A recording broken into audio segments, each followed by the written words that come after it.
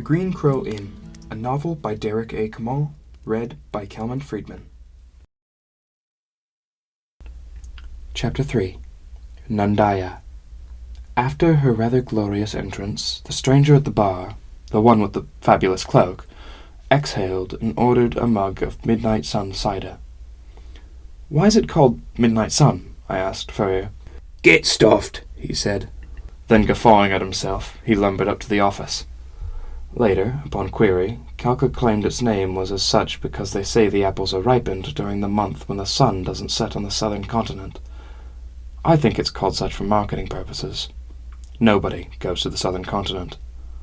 Upon sipping the stuff, the stranger's hood fell back a bit to reveal a glimpse of a woman's face. She was high-cheeked and kept a mop of burning red hair peeping out from under the hood of her cloak. Her grand entrance, stunning features, and the elegant way she carried herself stole my attention. So I stepped forward from my place at the far end of the bar, intending to approach her and strike up what was sure to be a very interesting conversation, only to be stopped by Sumi Kind. "Table 10 is needing another bottle of candle wax," she said. I scrunched my face and nodded, but kept moving in the same direction towards the intriguing new patron. Sumi cleared her throat and said, "Candle wax is being kept in the cellar." "So have the cellarer get it," I exclaimed. Sumi paused, rather kindly, I thought, before saying, "For someone who is working here only a day, you are having many big ideas." Her meaning clear, I scrunched my face again and turned around. A few paces down the cellar steps, I jumped briefly, having heard what I thought was a terrible battle cry, only to realize it was Furrier still laughing from the kitchen at the joke he made at my expense. With a shaking head, I continued down the stairs to the cellar. The dank and overlarge room was well below the stilts holding up the inn, and well below the surface of the earth. With the dwarf on staff, I presumed the cellar would be much grander, or at least shaped in some way. But no. This cellar was floored with muddy bricks, walled with muddy bricks, and just barely lit by candles randomly placed here and there. Along one wall were many foodstuffs better kept in the cool of the cellar. Along another were kegs upon kegs. In the middle lay a row of wine racks. I grabbed one of the candles and began my search. Oh, there were plenty of bottles. Some were clean, some had dusty labels, and all were of varied quality. Snail-shell red from the paw, cherried sherry from some place I hoped to never visit, white lamp wine from some dwarf home or other, barley wine. Rack to rack I went, up and down, looking for that syrupy ice wine they called candle wax.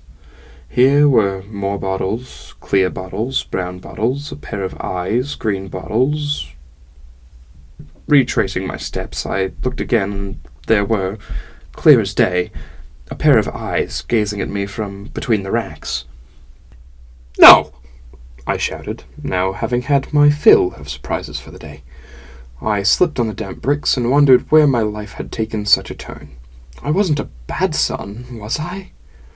Up and leaving the capitals as I had could not have been so terrible.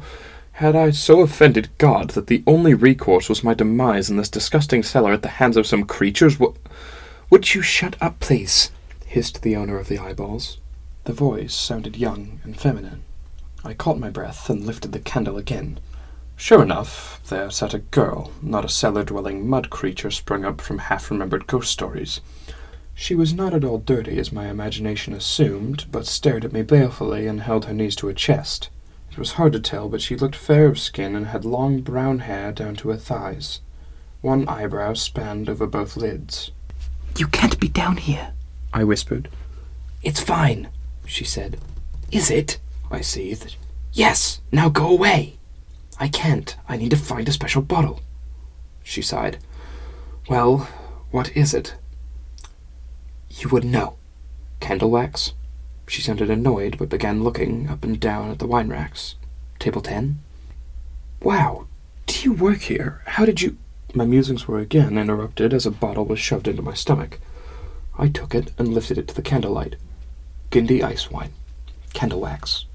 I exhaled and muttered, "Thank you," before wandering back towards the light of the stairwell. I turned and asked, "Why are you—" "Just shut up and go," said the voice in the dark. The common room was a bit livelier when I returned. Voices carried laughter up into the high ceiling, giving sound to the cheerful light cast by hearth and candle. My red-cloaked interest was nowhere to be seen, and disappointment struck me like a splash of water. A loud and husky voice was spinning some tale or other, and when I looked round to find out where the story came from, there stood, at the crowded table 10, a wide and intimidating woman. Her shoulders were broad, and she used them to swing her sizable arms round as she told her tale. It was quite noticeable, and her telling drew the attention of most of the common room. Her tale nearly distracted me from my delivery. Nearly. "There I stood, straddling the crevice atop Cyclops' shoulder," she was saying. "5 of them there were. No, 6. And then—" "Sorry," I murmured, nudging my way between the seated and setting down the candle wax. Those at the table stayed politely quiet while the teller waited for me to worm my way out from among the guests. She cleared her throat and began again. "6, I say! Now—" "Sorry." I set a few polished wine cups on the table. Forgot the glasses. "We've already got glasses!" cried a woman at the table. I paused, wondering if I should speak or not. "Surely you want clean glasses for the new bottle." She rolled her eyes. "Get out of the way and let Chaton finish!" shouted a dwarf in the corner. "Fine," I said, and stamped back to the bar. Calca was there, cleaning up after a patron.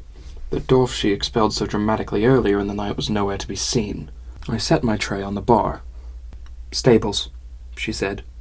I spun on my heel and, sighing inwardly, began my journey to the stables. "Wait," I said, turning again to face the innkeeper. She looked up. "Something you should know," I said, leaning in conspiratorially. "There's a person in the cellar. A girl, I think." Calca scratched her cheek. "It's fine." "It is?" Calca nodded. "Now, go and see to the stables. We're about to close up." Annoyance crept over me. I was not comfortable being left in the dark, neither figuratively nor literally. Walking through the kitchen to the rear door, I exited and turned left. Far behind the porch was the stable. There is not much to be said about it. It is a stable, all of wood, with a stone foundation in much the same fashion as the inn. What differentiates it is that while much of the Green Crow is just that, green, the stables are a rusty orange color for some reason. The gravel path crunched beneath my feet. The crisp fall air roused me. Even putting my long journey from home into consideration, I could not recall being as tired as I was in that moment. I did not want to see the mounts of our patrons. I wanted to go to bed. My hand touched the knob of the wide stable doors, but stopped, for I could hear movement on the other side. I opened the door slowly, dearly wishing to avoid any more surprises. I simply wanted to see the horses and go to bed. "Hello," I called. The sounds quickened. I moaned to myself, just knowing that there had to be some burglarious proceedings about, but forced my way inside thanks to some tiny sense of duty. It wouldn't do to be fired on the first day. Inside the stable was a long corridor flanked by stalls where the horses stay, and now there was a figure moving rapidly down that corridor to the back door. It was wearing a red cloak. "Hey!" I called, sounding more courageous than I felt. She stopped, her hands raised briefly, as if in frustration, then she turned slowly. "Well, hey!" her voice echoed down the corridor. We began approaching each other. "What are you—" I started. Can I help you with something? I am in charge of this stable," I said the last word with what I hoped to be a bit of casual confidence. Did running a stable impress people? "Oh, no," she said. "In fact, And with what I thought might have been some of her own casual confidence, she leaned and set her hand on the doorway of one of the stalls. Well, she tried to. Her hand slipped off from the frame, and with a great "Whoa!" she fell to the ground. "Oh my!" I shouted for some reason, and dashed to her aid. She was back on her feet and dusting herself off when I finally reached her. "I'm fine," she cried. Her hands shot up and then swung madly to emphasize just how fine she was. I'm good." "Okay, sorry, that was some tumble." "I'm fine," she shouted. Clearing her throat, she began again. "I was going to say that I'm a bit of a stable hand myself. I know my way around horses." "How nice. My name is Torsen." I put my hand to my chest and bowed slightly, as we do in the capitals, especially if we want to impress an interesting new friend. Nandaya. The red hood, somehow staying in place despite her fall, finally slipped off when she nodded her head. She did not notice, or did not care. I saw her red hair was cut short, no longer than the top of her ears. She seemed young, perhaps my own age. Well, Nandaya, we at the Green Crow Inn deeply value your comfort, so if there's anything I can do for you, do not hesitate to ask. I'm going to bed, she said flatly. But thank you. I shall be here a few days, so there will be more than enough time for you to guide me to the lap of luxury. Her smile was warm, and I did my best to reciprocate. Very well, I looked around. I shall see to these fine beasts. Nandaya nodded, still smiling, and began her egress while I entered the first horse stall. Hello, fine beast, I said to the rather big grey horse before me. I'm just going to... The horse snorted. I leapt backwards, out of the stall. Nandaya turned round, and I grinned sheepishly. She took a step towards me. I can help with her, she said, if you like. No, Yes, please. Nandaya smiled her warm smile again. This is Ivo. She's mine. Hence her protective attitude. She laughed. Perhaps. She likes to be brushed in this fashion before we part for the night. She took a hand-brush from the wall and stroked the grey horse from mane to tail. She snorted again, but this time there was a note of appreciation in the sound, or so I thought. We continued like this for some time, Nandaya directing me, offering hints at what each of our guest horses might need or want. I threw hay down from the loft, and she delivered it. At first I felt guilty, being the hireling after all. Then I felt as though I were back in school, soaking up information from a helpful teacher. She told me how important it can be to comfort the irremovable prey instinct of the creatures, to speak to it kindly and be gentle yet authoritative. With surprising ease she talked of general care, how to brush the beasts properly, and what the owners would expect upon their return. We had only 5 horses in our charge, so the work was soon done. 100 or so questions paraded through my mind, not the least of which was where she had got her cloak. But there wasn't time for banter. My questions would have to wait. I was tired anyway. When the last bale of hay was brought to the last stall, she said her good night. There is always more to understand about horses, so expect more lessons tomorrow, said Nandaya. I look forward to it. She waved and exited the stable the way she came. I took the last of the hay and spread it around the final stall. This one was occupied by a bay, its coat deep brown with black mane and tail. In a jolly mood, I began to converse with the creature. You must have travelled far today. You're a good horse, aren't you? I patted it awkwardly. There, there. Not expecting a reply, it came as a surprise, the last one of my first day, to hear a voice.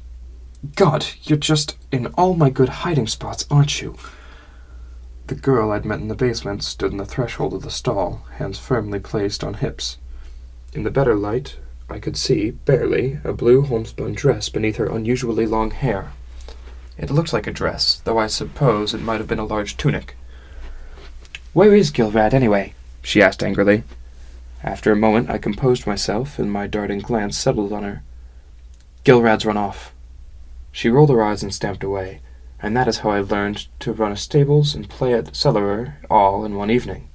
It would not be the last time that the interference of friends wrought a helpful lesson. This has been The Green Crow Inn by Derek A. Kamal, read by Calman Friedman, with music by Michael Elliott. To find out more, including how to purchase your copy of the novel, please visit shorelessskies.com.